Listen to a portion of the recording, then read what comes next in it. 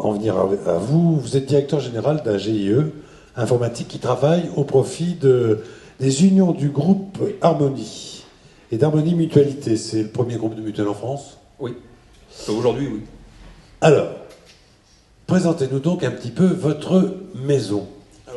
D'abord le groupe mutuel, mais en quelques mots, comme ça, là. Alors aujourd'hui, Harmonie Mutuelle est une union mutualiste qui regroupe un certain nombre de grandes mutuelles en France, dont Harmonie Mutualité, Prévagiès et d'autres, qui vont fusionner en 2012, ça s'est annoncé aujourd'hui. Ça en fera la première mutuelle de France. Alors, c'est plus tout à fait vrai, puisqu'il y a des annonces qui ont été faites par la MGEN et d'autres mutuelles très récemment. Et eux, ils font essentiellement donc de l'assurance santé. C'est la mutuelle santé. C'est la mutuelle santé. Et moi, je fais pas du tout ça. C'est-à-dire qu'en fait, j'ai presque le même nom. Et moi, je fais donc de l'informatique pour tout ce qui n'est pas mutuel dans le groupe Harmonie, c'est-à-dire essentiellement ce qu'on appelle les services de soins et d'accompagnement mutualiste. Autrement dit, c'est la livraison de services de soins qui vont du magasin d'optique, les opticiens mutualistes par exemple, le centre dentaire, les magasins d'Harmonie Medical Service. Oui, mais malgré tout, vous êtes quand même au service de la santé. Hein, alors, c'est dans le secteur santé, mais dans le côté qui délivre un service. Mais c'est du service et de la vente. Voilà, et c'est essentiellement de la vente, de la distribution. Donc, on fournit aujourd'hui 69 magasins d'optique dans la région qu'on a vu tout à l'heure sur le slide, 23 magasins de medical service, des centres dentaires, etc. Donc, c'est en gros 1300 utilisateurs pour un chiffre d'affaires global d'environ 200 millions d'euros pour ce qui concerne notre périmètre. Alors, cette informatique, elle est dédiée à la délivrance de services et à de la distribution. Expliquez-nous un petit peu quels sont les métiers qui sont en jeu avec votre système informatique à vous. Donc aujourd'hui, nous, on délivre donc un système clé en main, c'est-à-dire qu'on livre pour l'ensemble de nos partenaires, qui sont donc les membres du GIE, tout le service d'information, tout le système d'information, de l'achat du PC jusqu'au serveur et à l'équipement des réseaux, en passant par le rétrologistique, etc. C'est-à-dire qu'on fournit vraiment un système clé en main qui d'ailleurs est ramené budgétairement à un TCO au coût par poste et par an et par filière. Donc avec une vision très économique du système, mais qui délivre essentiellement des métiers qui sont liés à l'optique, au dentaire, à la pharmacie, etc. Alors du coup, vous avez plein de métiers donc on a plein de métiers qui sont des métiers très différents. Et donc je suppose, puisqu'on parlait de culture, des cultures différentes, des langages différents. Alors c'est même plus vrai que ça, que si on revenait à la carte tout à l'heure, entre vendre une paire de lunettes dans le Cher et la vendre au Sable-d'Olonne, c'est pas tout à fait la même chose. Comment ça? Déjà les prix sont pas les mêmes. Vous dites que les Vendéens et les Berrichons ne se comprennent pas? Les populations sont pas du tout les mêmes. Donc même au niveau français, donc sur les actes de vente, si c'était pas vrai, la France serait complètement homogène, parce qu'elle l'est pas. Donc en fait, c'est déjà vrai à ce niveau-là. Donc vous nous expliquez qu'en fait, vous qui êtes basé à Angers, vous êtes déjà dans du offshore par rapport à Bourges et à La Roche-sur-Yon? Presque. Mais quand même, il y a quelque chose d'intéressant là. Mais la culture de vente, alors on en parlait, les deux précédents intervenants ont parlé de ça, la culture de vente est essentielle. C'est-à-dire que on y reviendra peut-être tout à l'heure sur l'accompagnement au moment des pannes, etc. L'accompagnement est évidemment quelque chose d'important. Le contact humain qu'on va avoir face à un problème va être aussi important. Il va falloir le régler très vite, puisqu'on assure aussi la maintenance informatique et la hotline. Donc c'est vrai que la culture, plus la culture même locale, c'est-à-dire que la manière de le faire au niveau France, plus le métier qui est différent, les cultures, vous ne parlez pas à un praticien qui a fait 7 ans d'études médecine, dentaire, et un pharmacien, comme vous avez parlé à un vendeur lunetier qui a fait 3 ans d'études, ou un audioprothésiste. Donc, il y a aussi une manière de faire les choses, une vision, une manière aussi d'appréhender le problème.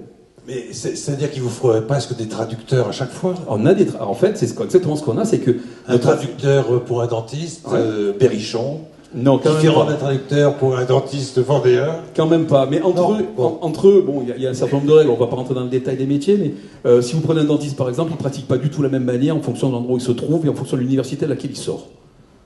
Il y a un carabiniste très fort, et c'est très vrai chez les praticiens dentistes en particulier, qui vont opérer d'une manière particulière en fonction de l'université à laquelle ils sont. Donc c'est même plus que régional, c'est des grandes régions. Un dentiste qui vient de Nantes ne fera pas la même opération qu'un dentiste qui viendra de Clermont-Ferrand. Alors, on parlait de complexité tout à l'heure avec Skype, du coup, voilà une autre complexité.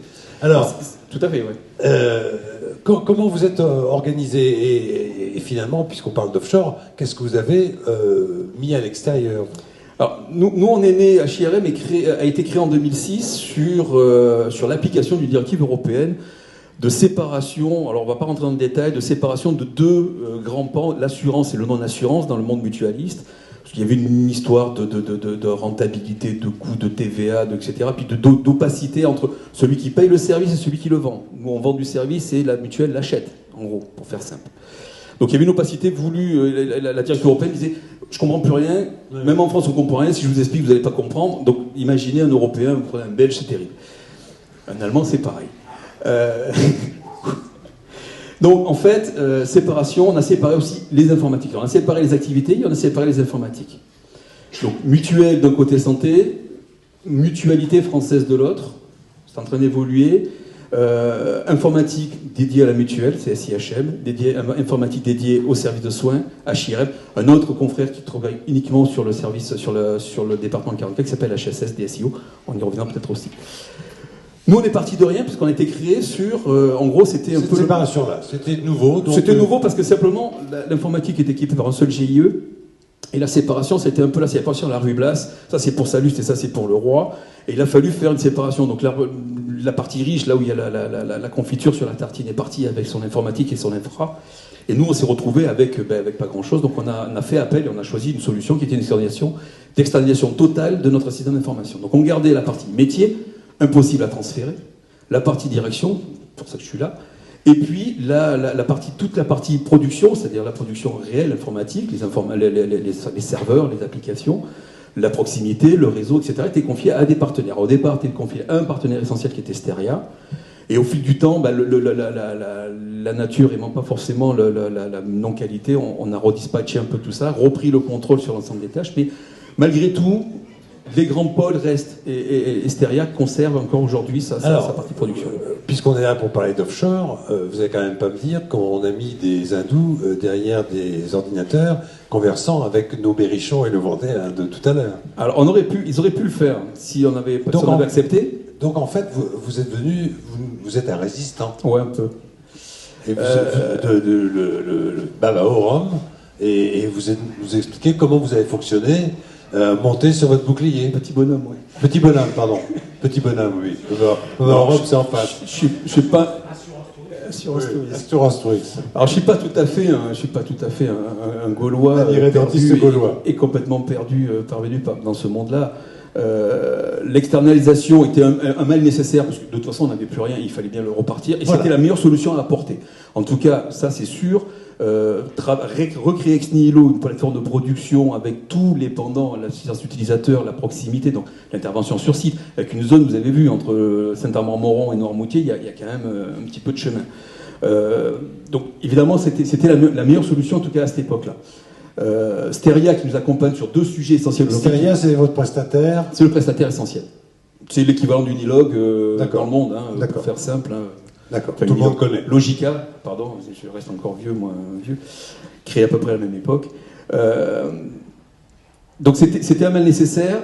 Steria, aujourd'hui, s'occupe essentiellement d'armer le centre d'appel, qui est le centre d'appel de premier niveau. Tous les problèmes passent par là. Et la production. Alors la production, elle est partiellement nearshorée, puisque le pilotage a quitté... À Saint-Amand-Moron? Non, elle était nearshorée en Pologne. Ah, à Katowice, pour être très précis. Très peu de contact avec eux. La barrière de la langue, il n'y est pas complètement étranger, même s'ils sont censés parler un peu français. Dans la réalité, c'est pas tout à fait vrai. En tout cas, manifestement, dans ce cas, c'est pas vrai. Et puis l'assistance utilisateur qui reste à Roanne, qui est aussi un joli port de pêche, et qui a failli partir en Pologne aussi. Et là, par contre, je m'y suis opposé. Alors, autant pour le pilotage, c'est-à-dire le suivi des applications techniques, les serveurs, etc., il n'y avait pas de raison qu'on puisse ne pas le faire. En revanche, pour tout ce qui était accompagnement de l'utilisateur, alors là, cette fois à la table de vente, quand j'ai un problème, j'appelle, etc., il était hors de question pour moi d'accepter que ce se fasse à travers un desk qui se trouvait ailleurs qu'en France. Et déjà, même, je dirais, Roanne est compliqué. On a des aventures assez Roanne, c'est même pas dans la zone. C'est même pas chez nous, oui. C'est dans la Loire. C'est toujours le même fleuve, mais vous allez me dire, mais